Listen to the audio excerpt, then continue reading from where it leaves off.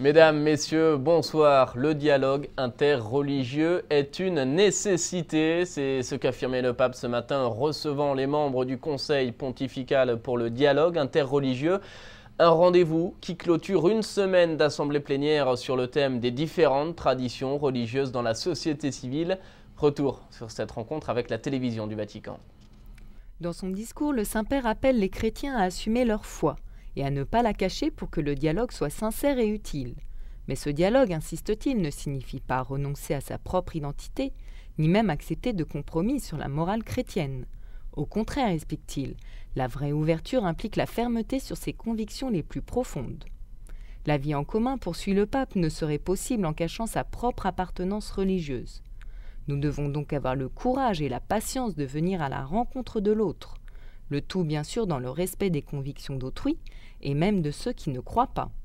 Car pour le pape François, le futur réside dans la cohabitation respectueuse des diversités et non dans l'adhésion à une pensée unique théoriquement neutre.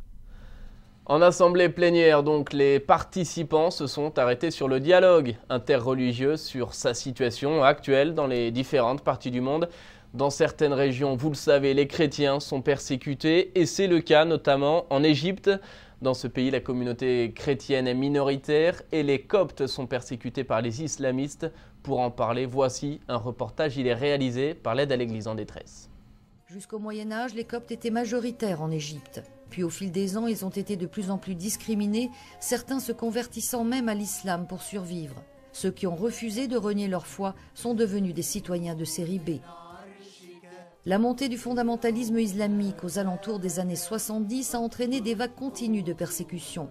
En 1980, une clause a été ajoutée à la Constitution. L'islam est la religion d'État, l'arabe la langue officielle et la charia islamique, source principale de ces lois. Entre 1981 et aujourd'hui, les attaques des fondamentalistes contre les Coptes ont fait des centaines de morts et provoqué la destruction de centaines de maisons, églises et commerces. Les années à venir font entrevoir une période difficile pour les chrétiens d'Égypte qui se trouvent dans l'impossibilité de trouver un emploi ou de cultiver la terre, témoins d'une présence islamique de plus en plus forte et de la construction de nouvelles mosquées chaque mois, alors que la construction de nouvelles églises est pratiquement impossible. Beaucoup de chrétiens partent à l'étranger en quête de liberté. Selon les estimations, les chrétiens qui ont quitté l'Égypte depuis la chute du régime de Moubarak se comptent par centaines de milliers.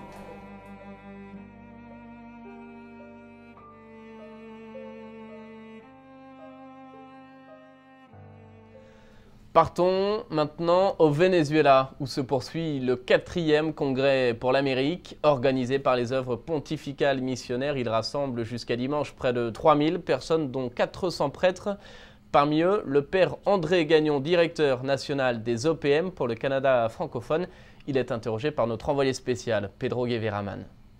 J'attends que ça donne un air d'aller, un mouvement vers l'évangélisation, vers la nouvelle évangélisation de toute l'Amérique, puis particulièrement pour le Canada francophone.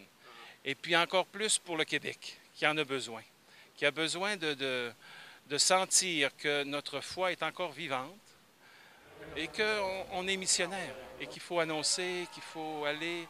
Je viens de lire l'exhortation, l'encyclique du pape François, la nouvelle encyclique est sortie ce matin. Et puis, il commence par dire la joie d'annoncer, la joie d'être chrétien, tu vois, que ça paraisse sur notre visage qu'on est chrétien. Il dit, entre autres, il dit, plus souvent, les chrétiens, on est au vendredi saint, puis Pâques, on l'oublie. Tu vois, la Pâques, c'est la joie, c'est la résurrection, c'est la vie. Donc, j'attends que les chrétiens se rendent compte que la foi nous fait vivre, qu'on peut être des témoins vivants, quoi. Qu'on ne soit pas des témoins joyeux.